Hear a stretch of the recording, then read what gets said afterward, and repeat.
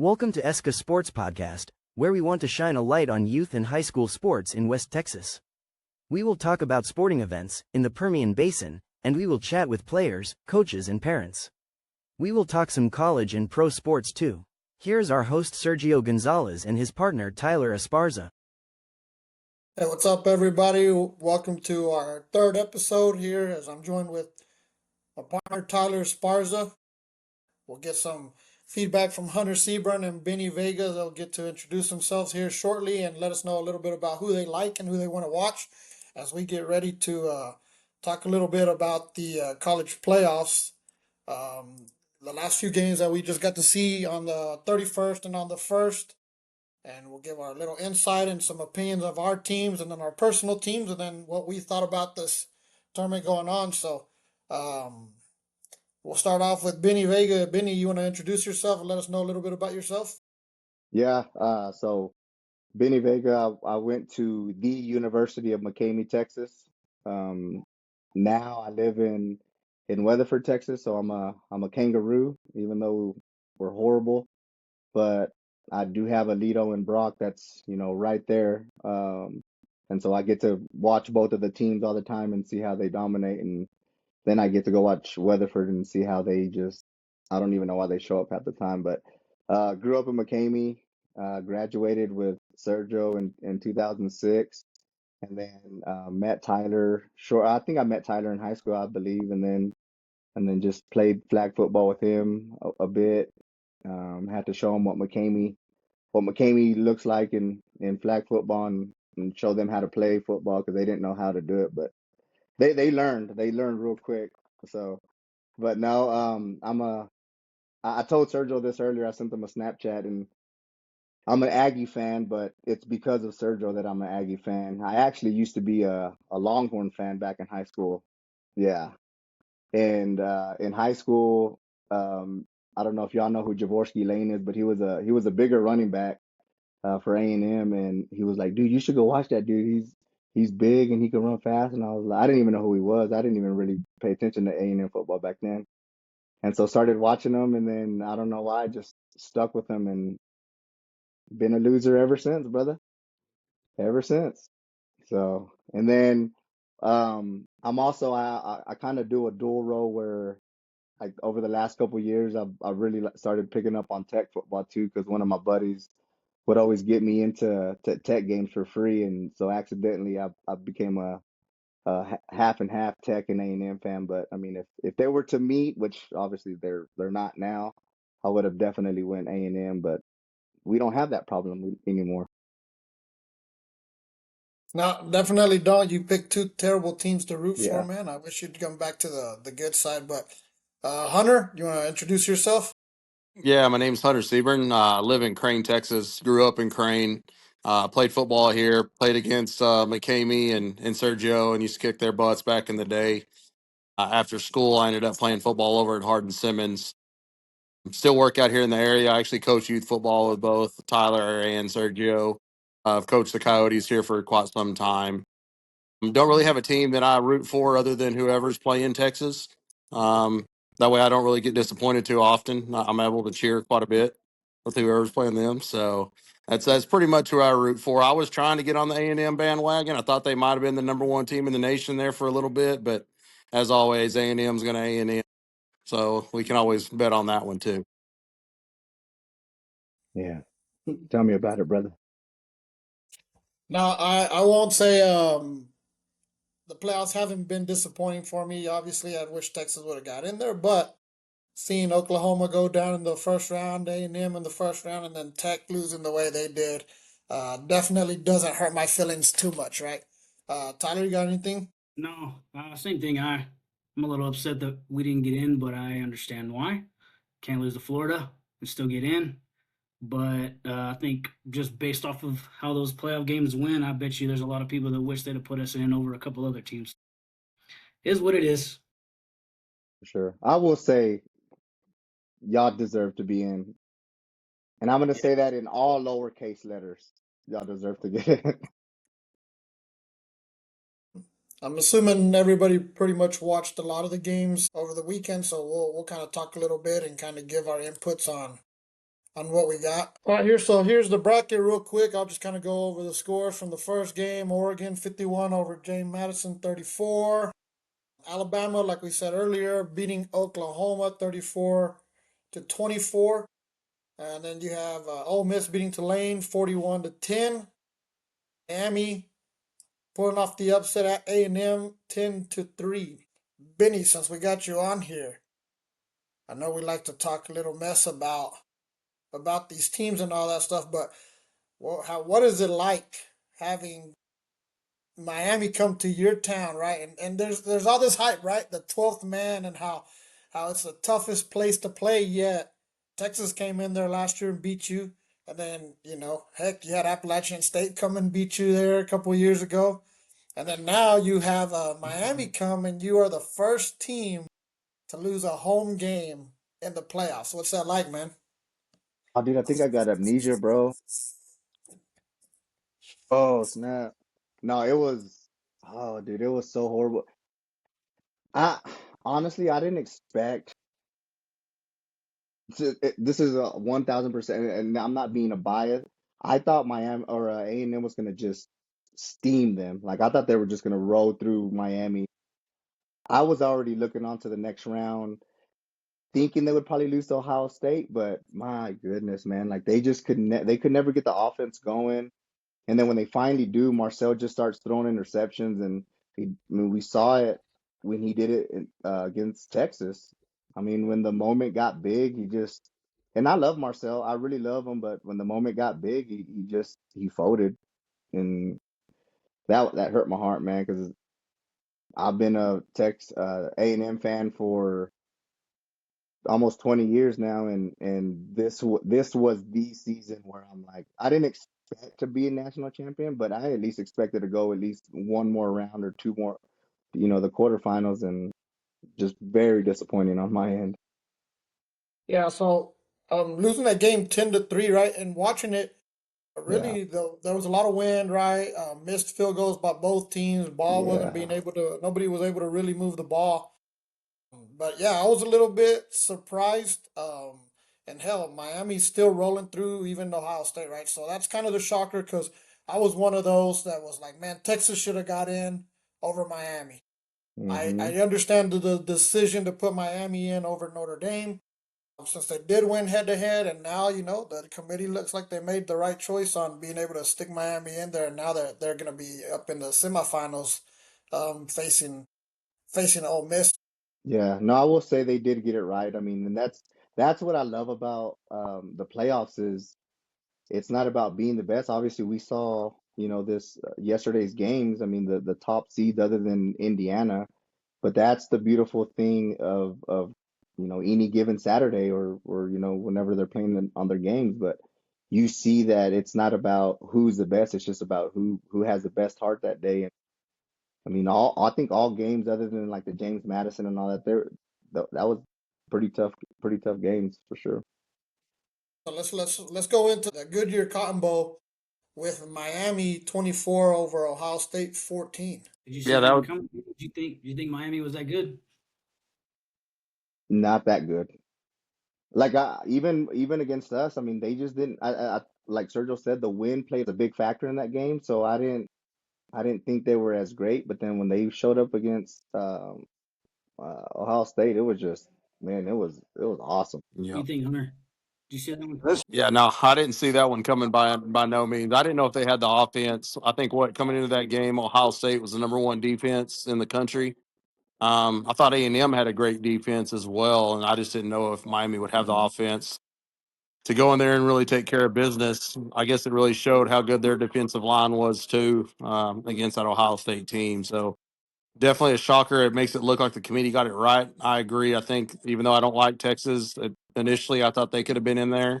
I thought Notre Dame should have probably been in there too, but I think Miami's proved a case that they did belong. And who knows? We'll see where they go. I think it'll be really intriguing this next round. Yeah, No, I man. was I definitely shocked. I picked Ohio State to beat Miami, and I picked them by 17. So I thought Ohio State was going to blow them out. I knew Miami's defense was good, but damn, I didn't think they were that good. And boy, they got after their ass. Yeah. do you think Score right here. I Do, think do the y'all think difference in that having? game, Oh, sorry. in the A&M game, was that Fletcher did at running back. Oh Oh yeah, yeah. He carried them through A&M, and he did the same thing. He averaged 5 yards a carry. Carson Beck threw for 138 yards and a touchdown. Like, it's not like he was a man amongst boys, but that Fletcher dude, he kind of came out of nowhere to me. I didn't know that much about him, but he surprised me a lot. Yeah. for sure. Yeah, I think having Carson Beck, and not so much that he was that great, but he just experienced. I mean, when you have a guy that's been there or been in college football that long, I mean, we all saw what he did at Georgia, and then taking that Miami team and in his first year there, having literally bringing Miami back. I mean, I will say it's awesome seeing the U back, in contention like that, but just having that knowledge and that IQ that he knows what to do with the ball. And like I said, he didn't do nothing spectacular, but he knows how to carry that team. I was gonna say too, though, do you think having the Michael Irvin all hyped up on the sideline gave him an extra, boost? That's how those Miami dudes, they like that stuff, man. I Yeah, mean, there's a reason that those dudes are on the sideline. They're there to hype those guys up. I guarantee you that. yeah, Sure, for he sure. was hyped up himself on the little extracurricular activities over there, right? But Yeah, he's bringing back the boys will be boys time, right? But man, yeah. let's jump into that into the Rose Bowl with Indiana and Alabama. Any surprise or shock there?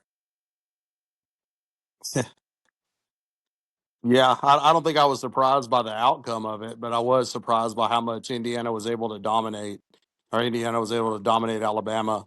Obviously, Mendoza being the Heisman winner, you knew he was good.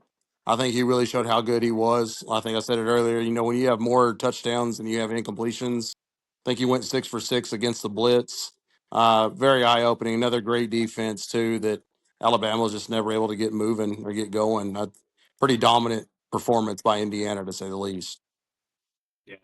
Alabama doesn't make it easy on themselves when they have absolutely no rushing game at all, and I don't think they've had one all year long. They they had 23 carries, no, 17 carries in the game for 23 yards. That just doesn't sound historically like an Alabama offense. And when you're one dimensional against a team as good as Indiana, better watch out. Yeah. Yeah, it's No, I wasn't. crazy to think that about Indiana being so damn good now, right? And yeah, Alabama is one of the teams that I thought shouldn't have got in. Again, another team that I thought, maybe Notre Dame, maybe Texas gets in over Alabama. Um, they just haven't been the same. I know they won at Georgia, but I don't know, man. I'm definitely not surprised they lost, but to lose 38-3, that was a little bit of a shocker. Yeah, I figured they were gonna lose just because they. I think now they continue to get into the playoffs based off their name, and yeah, they did have a good quality win at Georgia, but other than that, I mean, they weren't phenomenal this year, and I could have seen Notre Dame get in before them and would have been okay with that. But yeah, like Hunter said, I picked Indiana to win that one, but I didn't expect them to get blown out like that. That was that was nasty. Yep. Y'all And like Kalen DeBoer? Y'all think he's a good coach? I don't like him because he beat us Yeah. twice. I'll be honest. I think he's been good at other places, right? And I think it's hard to come into Alabama, a place like where Nick Saban had him. I think Hmm. anybody that comes and steps into that role is in a tough situation, right? Because a season like they had this year, it's a pretty good season, but in what we're used to, where Alabama's winning national titles every year, it's they're down right now, right? And I don't know if that's fair to him or not, but I think it takes some balls to have to go in and step into that role and be taking over a program that Nick Saban left as high as he did. Oh yeah. Yeah, And that's he also that's hard on going any from coach.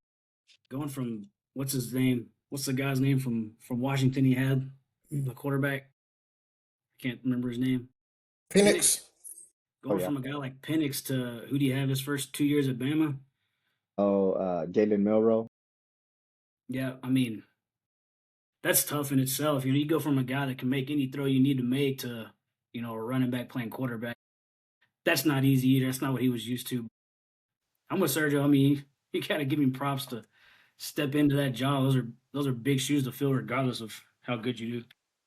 Nah, those ain't big shoes. Those are giant shoes. Those are definitely ginormous shoes to fill. Yeah. No, no joke. So let's jump into the All-State Sugar Bowl with Ole Miss and Georgia. Great game, the best game of the weekend, or of the last 2 days, right? Because it's not the weekend yet. But I am not surprised Ole Miss won the game because Ole Miss did play them tight the last time they played at Athens. I did pick Georgia. I thought Georgia was gonna win. Tyler texted me throughout the day and was like, "Hey man, I'm gonna switch my pick to Ole Miss. I just have a feeling Ole Miss is gonna win this game." Man, they that was a great game. They balled. I still can't believe Georgia gave up that bomb at the end of the game to get them into field goal range. But definitely the best game. And kudos to Ole Miss for being able to pull off that game and win it. That was a big game for them. After losing Lane Kiffin, being able to keep some of those guys to help, until they make the full move to LSU. But no, Ole Miss is rolling, and their QB, Trinidad, is a baller. Dude made some plays last night. Gunnar Stockton took some hits. Man, he made some plays. They battled. It was just a fun game to watch. No, yeah, that man, they were going back. It was definitely the best game. I enjoyed the Miami and Ohio State game more so for the Ohio State losing in the upset, but this game was, dude, it was going back and forth, and there was a lot of missed calls. Like I don't think they wanted Ole Miss to. In my opinion, I felt like the refs missed big face masks, like in crucial moments. Like there was a lot of missed penalties that I'm like, man, those are so obvious. Like you gotta, especially on one of the face masks where dude does a 360 where he gets his face mask pulled. But I didn't get to see the first half. I was coming in from a hospital, but I mean I was keeping up with it, just watching the score but I got to watch that second half, and man, that's the way to end the college, the second round off for sure. And it was awesome watching those two teams battle it out. You think Lane Kiffin is kicking himself in the butt though? You're looking at that Bama job now. Yeah. Yeah. I think he knew what he was leaving though too. I mean, that's they were riding high. I mean, to make that move and do what he did. I agree. I think that was probably one of the best games that I've watched in a long time. Trinidad is a baller. I mean, the way he was able to move the pocket and some of those throws that he made on the run, being elusive, it was like video games, to be honest with you. Um, I got to give Gunnar Stockton some credit. I don't really like the dude, but he got his ass whooped a few times.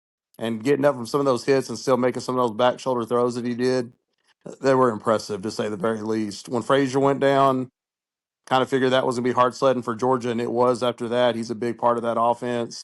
And I agree. The face mask on Lacey, when they didn't call that, I thought, man, that might be the nail in Ole Miss's coffin. I think Georgia's going to probably turn around and win this thing now. And surprised to see Ole Miss go ahead and pull that game out. Was happy to see it. I look at Georgia kind of as I used to look at Alabama, right? You just kind of get tired of watching them win, but both great teams, super entertaining game. I think both those quarterbacks and skill position players, they showed up to play. It was impressive to watch.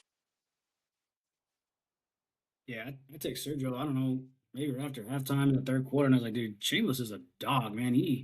It doesn't matter what they called, what defense they ran. He just found a way to make something happen the whole game. Like, I don't know, man. That to me, that's nerve wracking when it's almost like you have to have the perfect call every single play. And shit, he made it happen, man. He really impressed me. That's the first time I've watched Ole Miss all year, so I hadn't really seen much of him besides Sports Center stuff. I was I was impressed. Yeah. Glad I to think see what him. impressed I think what impressed me was more you have an interim head coach, but what's Charlie Weiss Jr. I mean, he's gonna be up for a college head coaching job somewhere. I mean, what he just did, calling that play, but uh, what was it? The head coach, is it Fleming? No, no, no. That's I'm trying to think of what was Ole Either Miss's coach Golden, interim? Golden, I think. Oh yeah, Golden. Like just him stepping up and taking down the big dog, like Tyler said, or like Hunter said, just get tired of watching Georgia, kind of like you did with Alabama, but seeing them step up and take down an opponent of that stature, it's impressive. I did see a stat too, though, that so you had a few coaches. Obviously, you have Kirby Smart, Kalen DeBoer, Oregon head coach. I mean, they all come from the Nick Saban tree, all coaching in big time games. I think that's pretty cool right there. Yeah, it's pretty wild. They just need Sark Not in there. surprising. Oh Yep. yeah, Sark, he'll be back. He'll be back eventually, brother. Yeah, no, that was the best game so far in the playoffs, right? Great game there. A little bit surprising for some people. I think Georgia was picked to win. I know I picked them, uh, but good for Ole Miss because I'm excited for the Final Four. You got four teams that haven't won it, right? And so we're gonna have a new champion, like Hunter said. You kind of get tired of watching Alabama and Georgia win it. Now you're getting some of those Pac-10 teams to win the last two. And we'll see what Indiana and Oregon will be able to do to see if the Big Ten can defend their title. And then the ACC and the SEC with Miami and Ole Miss. And now to the last game, the Orange Bowl over in Miami between Texas Tech and Oregon. Any surprise or shocks there? Shocked that Tech's offense didn't show up. Didn't really. When you see James Madison score 34 points, you wonder if Oregon's defense is vulnerable, or if there's a way to go out there and get some points on them. I think that I probably failed to realize too that was nothing more than motivation to a team, to a group that didn't show up to what some would consider probably a lesser opponent in the first round game, and just pure domination on their end on the defensive side of the ball. I was very impressed with Tech's defense, though. I'll give them that. Yeah. That defense kept getting put in bad spots. The turnovers were huge. The three and outs were getting ridiculous. You knew they were going to break eventually. I just thought that the Tech's offense might show up at some point, and they never did. Other than that 150-yard run, that's all they really had. Hmm. Seriously.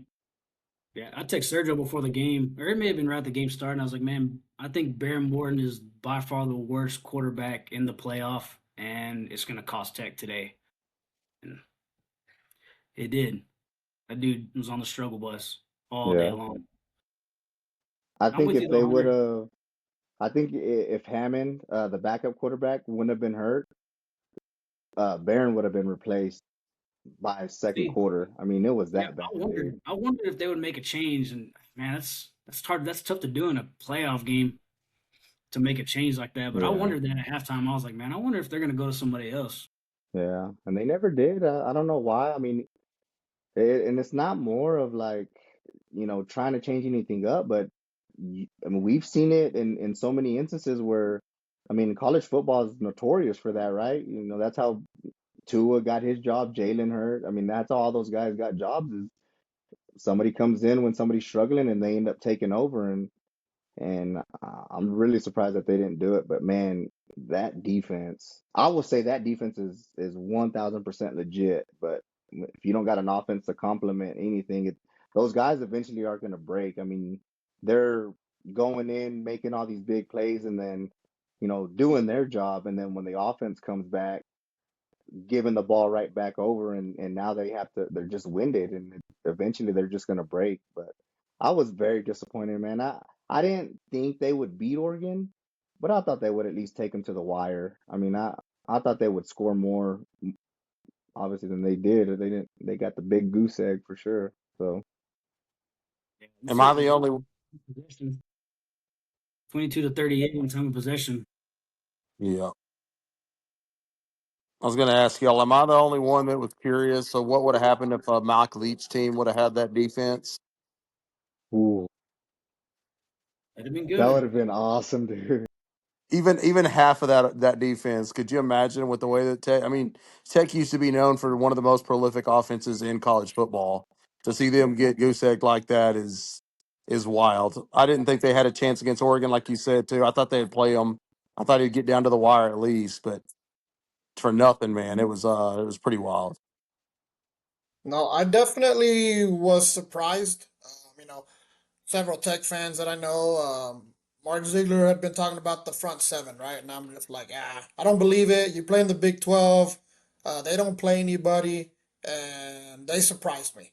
Now, with Oregon a little bit, I was a little bit disappointed in them when they got into the red zone a couple of times, and in the first half only scored two field goals. That's another system that you talk about how their offense scores a lot of points. I was expecting them to score a little bit more.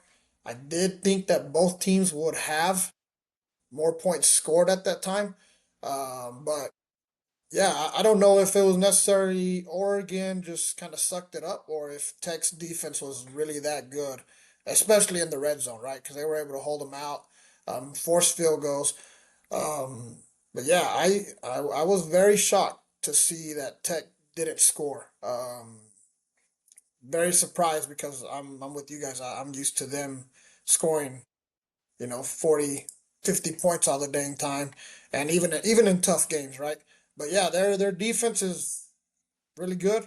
Tyler and I texted a little bit about how many of those guys would start for Texas. Would we take any of those guys to switch them over to the good side? But yeah, they were surprising. Their linebackers, their D line, man, they definitely got after Oregon. Yeah. You know me, man. I'm president of the Tech Hater Club, but I thought it would be at least 14 points by Oregon. I'm gonna be totally honest. I thought it would be about like it was. Now, I thought it may be, you know, 42-14 or something like that. I don't know that I would have thought a shutout, but I didn't believe in Baron Morton, one. And two, like Sergio said, I just didn't think their defense was as good as everybody made it out to be just based off of who they played. And they were good. I'll give them that. That number two, that nose tackle they had, that one guy, dude, he may be the fastest dude on their defense, and he's the heaviest guy on their defense. He was an animal. But I think Oregon's offense shot themselves in the foot a lot too. I think they didn't do anything to help themselves out. They had four snaps that went back 20 yards, I think, like in bad times too. So I don't know. I thought it would go about that way. I'm a little surprised about the shutout, but man, I don't know. It's gonna I'm gonna be hard to justify a Big 12 team in next year. Yeah, that's what I wanted to see too. I wanted to see, okay, like in the Big 12 they were killing everybody. I mean, when they were beating teams, they were beating teams by, 20 points almost. But you're right, like, okay, let's see when you come to the play with the big boys, how are you gonna respond? And I don't know if having that long break hurts the teams because other than Indiana, everybody that was a top seed, even last year, I mean, they all lost. So I don't know if having that long of a break hurts them because all the other teams, they're playing in that first round so that, they're still fresh and they get to game plan a little bit better. But I'd like to see, something different with that where they're not waiting as long because I mean, I feel like they get rusty and, you get Christmas break, they all go home and do, what they need to do, but that's just tough. But man, yeah, honestly, if Oregon didn't have all the, snaps over their heads and take, dumb penalties, I think they probably could have put I think the score would have been really, really bad. I think it would have been at least 35, 40 points because they were moving the ball eventually, they got down the field pretty easy, but, they would get a first down and then they would have a snap over their head and lose 20 yards, you know. Yeah.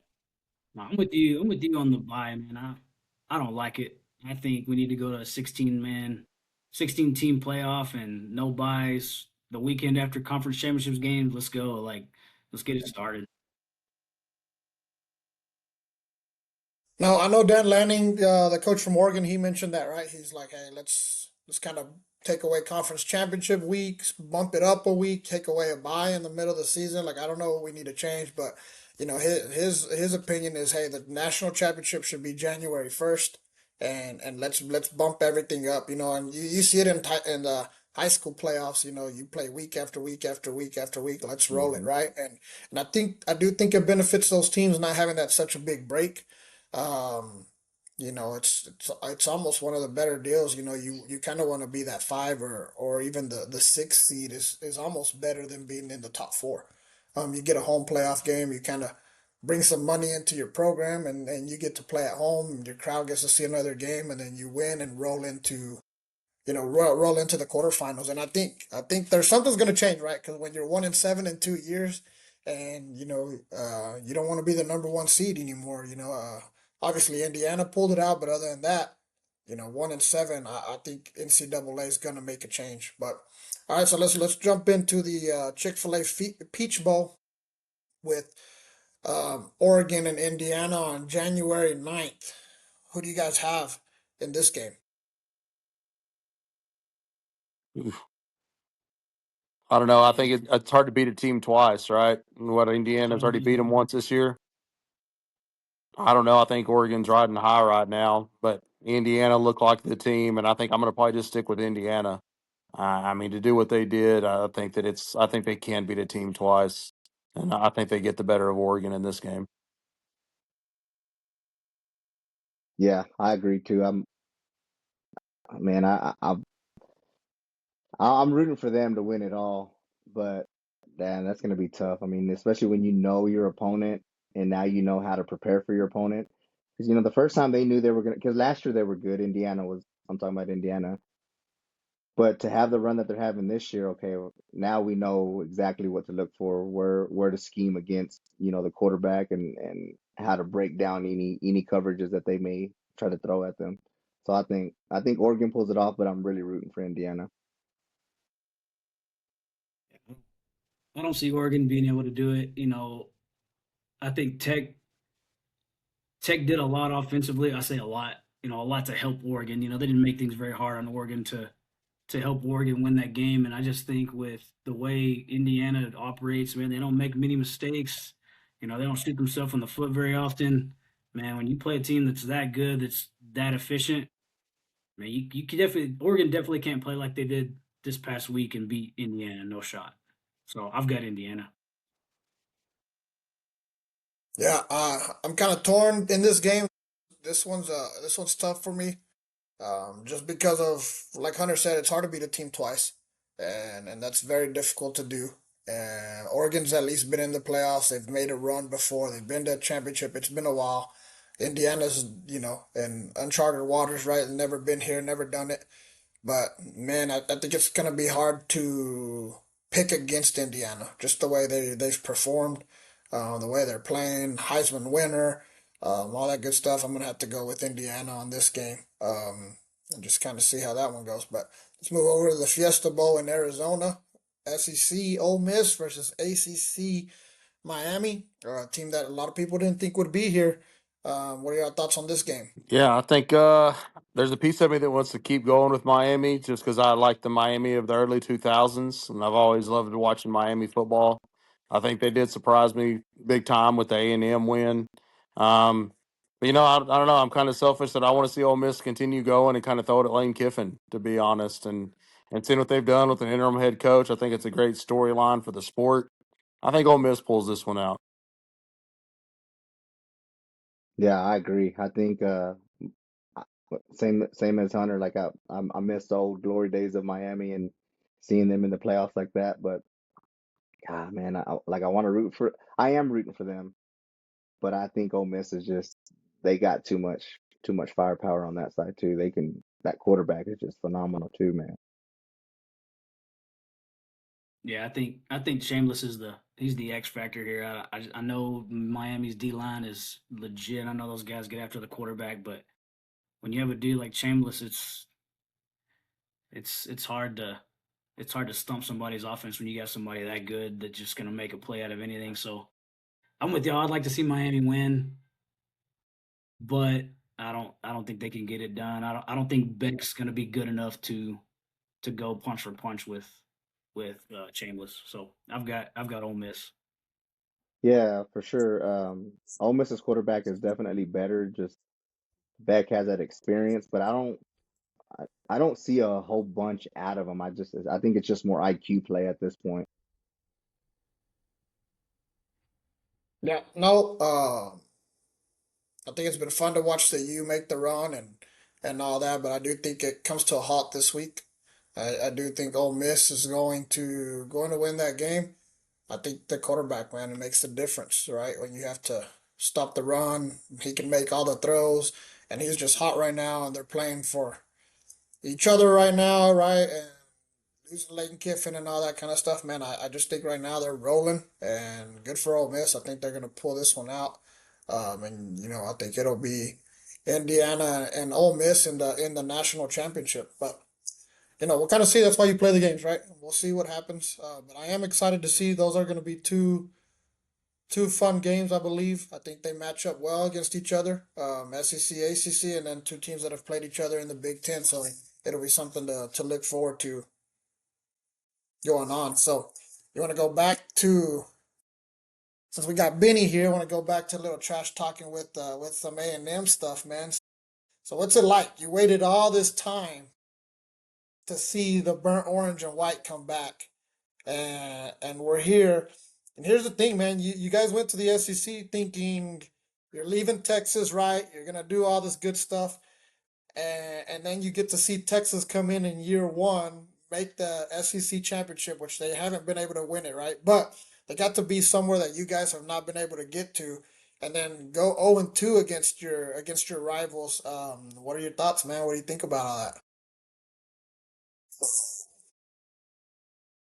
At first, I wasn't a big fan of Mike Elko after Jimbo got fired. I didn't think he was going to be able to do anything, and he totally surprised me. But God, man, just that it's like Ohio State and Michigan, where Ohio State is a superior team, but they just cannot get over the. They did this year, but they couldn't get over the hump for a while, and they couldn't beat Michigan. And it's the same with A&M and Texas. Like this, I've waited so long just to get this back, and I didn't think I was ever going to. Obviously, now they joined the SEC, but it's hard, dude. Like the depression, it's here, brother. Like I'm over here just with my head down. Like I haven't left the room in weeks just because I'm still with the hangover. Man, it's tough, dude. I hate it, but it's fun though because it gives that spark back, and I mean you definitely see that it is the biggest rivalry by far, and that's the one that was missing this whole time because we had the whole time that we were in the SEC. We kind of picked up that rivalry with LSU, and that was fun. That was a real fun rivalry, but there's nothing like A&M and Texas. It's just, I mean, the whole state shuts down. I mean, it's just one of those games where it's like you're tuned in, even if you're not a Texas A&M or Texas fan. I'm not even gonna say Texas. I'm gonna say little TU from now on. Let's do this.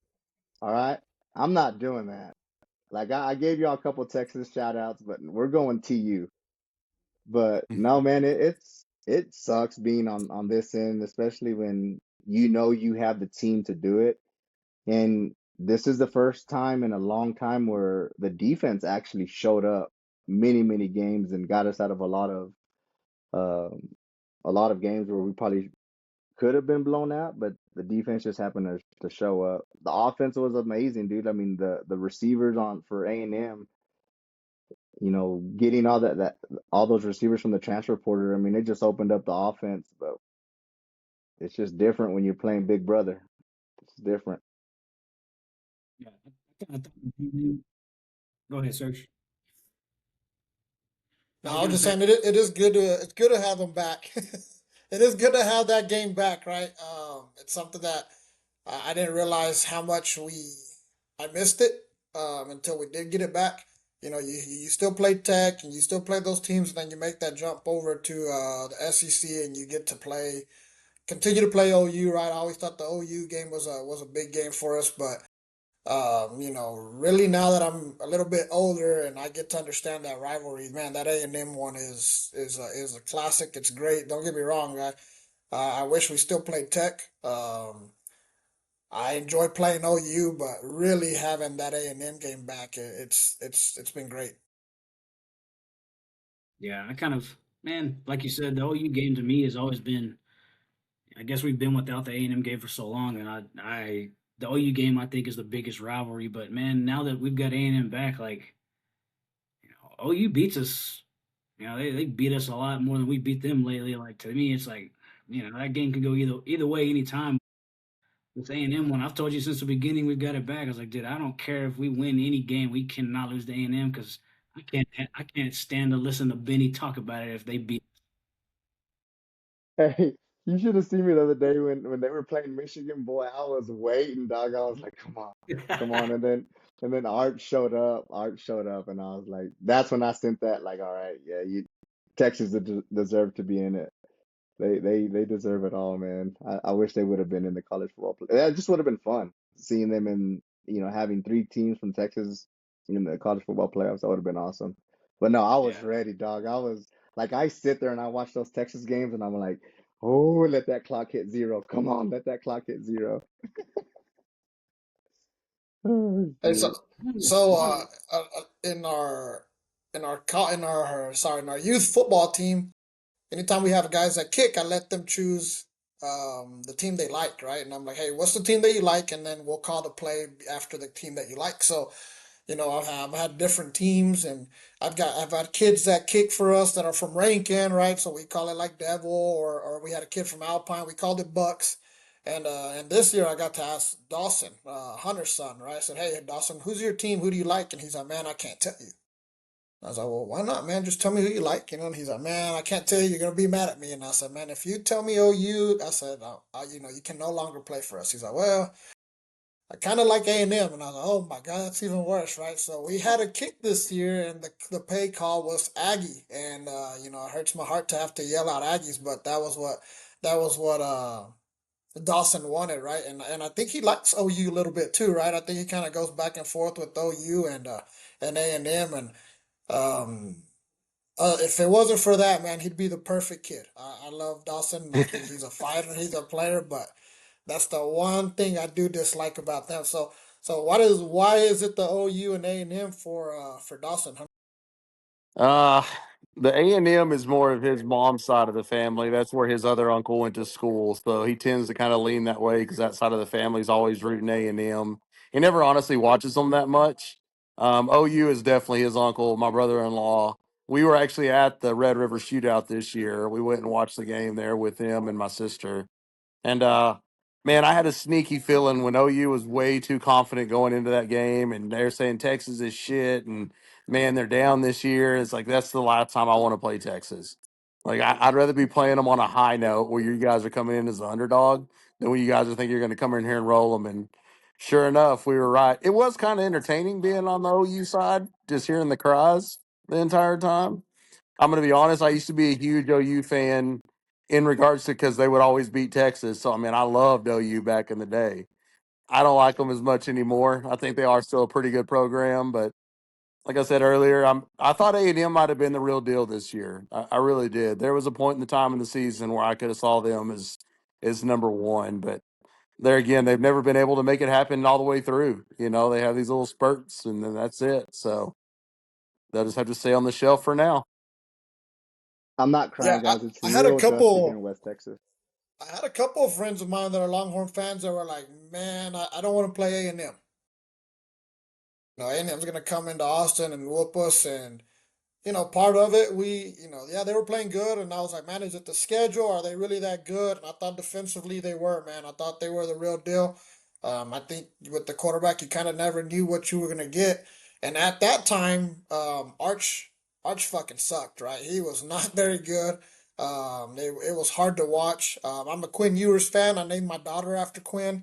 Um, and I hadn't bought into the hype of Arch, right? And a lot of people last year were like, "Oh, we need to start Arch." I thought it was the right thing to stay with Quinn. Early in the season, it kind of showed, right? And I remember talking to Tyler when we played Ohio State, and I was like, "Man, if we have Quinn right now, we win this game.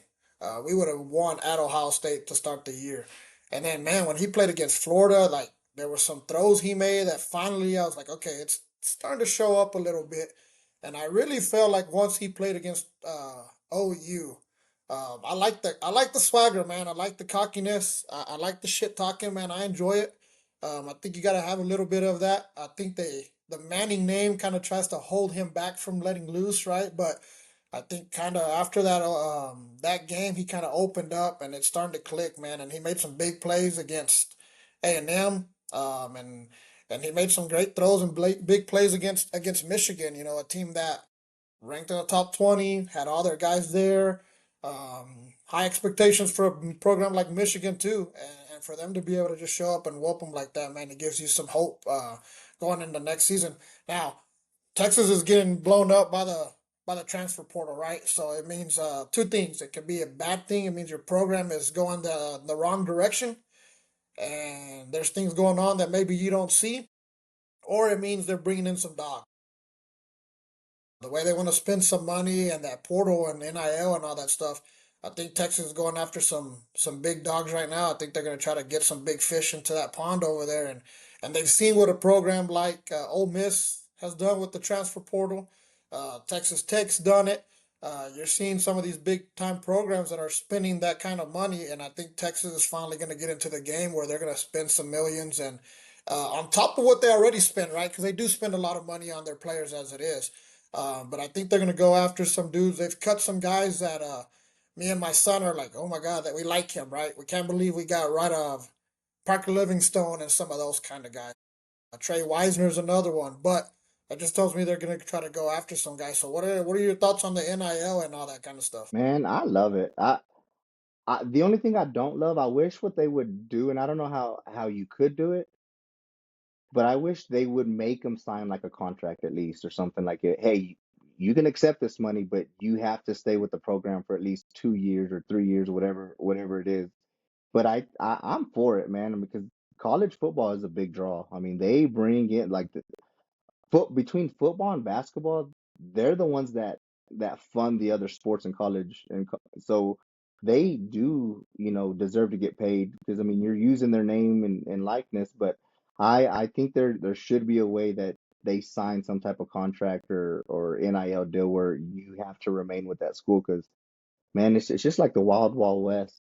But before we jump into that, so I have two daughters, and I had two daughters. I just disowned one because she brought in a little crappy Bebo doll, and as soon as I walk into the house, all I hear is horns up, Dad, horns up, horns up, horns up. So I had to kick her. I mean, she's 11, she can survive on her own. That's her problem now. But it makes me so mad. But I forgot to when we were talking about that earlier, I forgot to mention that, and I was thinking about it. But I'm like, dude, because her grandpa's a big Longhorn fan, so they bought her a little Bebo, and she was on my wagon for a little bit. She was all A&M, and then they bought her that Bebo, and she just completely switched up like night and day, dude. So I just wanted to bring that up. But anyways, back to the NIL stuff. Yeah, man, if they could just find a way to keep those players there, man, I mean it just balances out, college football in my opinion. Yeah, I think the contract needs to be there. The biggest thing for me on the NIL too is now it's finally out there in the open, right? It's been happening in these big schools for a long time that these players are getting paid. I like that it's out there. The one thing that I don't like is that it is the Wild West. I think back to a 30 for 30 that I used to watch. It was called Broke. And it was talking about basically major league players that had made these big contracts and how within a short time period, 3 to 4 years, they were all broke again. And I just wonder what you're doing to these kids when you're giving an 18-year-old, 19-year-old, hell, 24-year-old millions of dollars to play sports. I think there needs to be more guardrails around it. I do like what it's done to the sport. I do like the way that it moves talent around. I think that you're the days of seeing these just mega powerhouses might be done. I don't know. They might still be here, but it kind of levels the playing field and it really changes it up from year to year from what you see on these squads. So I do like it, but I do agree with the contract. I think there's got to be more guardrails around it to protect the players and protect some of these schools that are paying that much money. Yeah, it definitely puts the ball in the player's hand. Whenever they're promised all this money and they want all this money, but man, the first time something goes against what they want or what they thought they were gonna get, I'm out. and that puts the school in a bind because they paid all this money for this one player, and they took hits on other places that they could have spent that money. I think the contract thing has to be a thing. Plus, these kids need to learn that, like, man, you can't. It's not the way the world works. You want something, you got to give a little bit too. Like, it's not just what you want or what you think you deserve. There's got to be some responsibility on your part too. Well, I know some of them have to pay stuff back, right? Like if you do leave at a certain time, you do have to return some money. I don't think they just like say, hey, we're gonna give you a $1.2 million deal. I don't think they just cut them a check right then and there, right? Think it gets spread out like a paycheck and do certain things. But I do know because I've seen some lawsuits, right, where some of these universities are suing players because they don't want to return money because part of their contract or deals. But I know there's been talks about hey, if you don't perform, you got to pay back, right? And giving them incentives for these guys to pay. But then that turns into it's pay to play, and I think that's what they're. You can't do that, right? You can't give that incentive to these dudes and say, hey, man, we're gonna give you this much money, but you got to make playoffs or but we got to win the Heisman, things like that. And that's where it kind of gets into the NFL contract stuff, and it gets tough to do that. But I like it too. I enjoy it. I think it's given teams like Tech and some of those programs, it gives them an opportunity to compete. Now, Hunter, I don't think Texas ever gave any money to anybody under the table. Uh, I'm pretty positive Vince Young didn't get a dollar when he No. got recruited, right? But yeah, no, I like it. I enjoy it. I do think it's fun. It gives you more to talk about in the off season. NIL is going crazy right now with the portal, right, being open, and we'll see some big names. But um, man, Miami pays a lot of money for an average quarterback right there, right? Hey, look, Carson Beck making some money, and that fool sucks. Do Yeah. y'all think there should be like an equal cap for everybody? No, because go back to that last page I shared. You look at the revenue from each university. I don't think it's fair that Tulane gets the same amount of money as Texas does when Texas brings in $1 billion a year, and Tulane brings in 100,000. I don't think that's fair, but I get what you're trying to do with leveling the playing field. So, I mean, I don't know. That's my opinion on it. Now, I do have a question. So, Arch is obviously the highest paid. Do you think he would have stayed at Texas if there was no NIL? Arch got money, man. That's what I'm saying. Do you think he? Oh yeah, I I mean he mean, got family money for sure. he could play 4 years and drive his Range Rover to school the whole time and never pay for a meal. He hasn't made.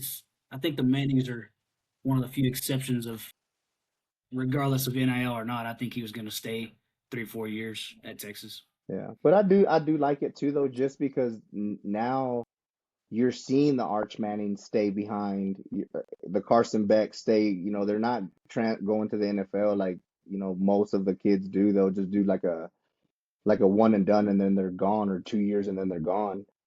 And so you're seeing them stay back, and as a program, like especially for A&M, like I love Marcel Reed. I think he had some crap moments, but having him, he just announced today that he's coming back, and that's Thank that God. gives another year. Nah, bro, well, it's like the Cowboys, bro. Next year, we're building for next Fair, year, bro. fair That, answer to do when I saw that. that's the best news I've heard today, Benny. I appreciate that. You Uh, just made my night. nah, we're just getting ready for next year. That's what we like to think ahead, bro. Yeah. I like the way y'all think. I hope y'all continue to think that way. Hey, I'm with you, man. Whenever they picked Mike Elko, man, I could not believe that's who they picked. I was like, man, who's this fat ass gonna come coach this A&M program, right? And then, man, he's won a lot of games. Still can't beat Texas, so I hope y'all hold on to him for a long, long time. Now, what I want to be, I wish I didn't have the opportunity to play college football. I wish I had the opportunity to coach at LSU because and A&M because you could suck and then just get bought out and still be a freaking millionaire. Make a bag.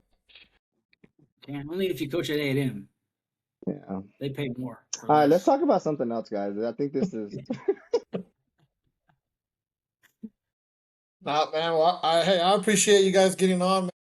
We need to do this again, Benny. We'll have you back on so we can talk a little bit more about what you do behind the scenes and the effect you have on all that. And your golf stuff and all that, and maybe be able to advertise a little bit of your stuff on here. yeah, for sure. Hunter, we'll have you back on. I know we've got some stuff coming up in the future with the squirrels and the coyotes, and then talk a little bit of the school board and some of the things that's going on here in Crane. Perfect. Appreciate it. Hey, oh, before speaking of that, man, I just want to say that y'all, both Tyler and Hunter, dude, y'all are doing. Even though I hate Crane, and I'm gonna say that with all capital letters, I would say, man, y'all are doing a phenomenal job, man, and I'm proud of that. I remember Tyler, writing a post. I don't know if you wrote a post or you shared a post or something about how, nothing gets done in the community, and for y'all guys to step up and take that opportunity to show what y'all can do and what y'all are willing to do.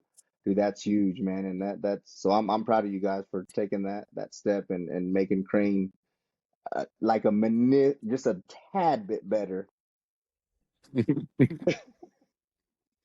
Got to Hey start man, somewhere, man. I Appreciate think that. we're down in Crane when we got dudes like these dudes having to lead our community and different stuff, man. I would think we could find better people, but if this is all we got, man, we Yeah. gotta give it hell with what we got, right? Yeah, they're digging to at the bottom of the barrel, and even you, Serge, man, like just just the way y'all took over like the Squirrels program and took all that the kids in, and even though at that time when y'all started those weren't y'all's kids, but the way y'all stepped up in the community and took on that challenge, and now I mean y'all are everywhere, and that's pretty cool to see, all the kids from all different communities coming together and playing as one and winning championships too. So I'm proud of all you guys, man. Well, I appreciate it, man. It's Appreciate been that, man. fun.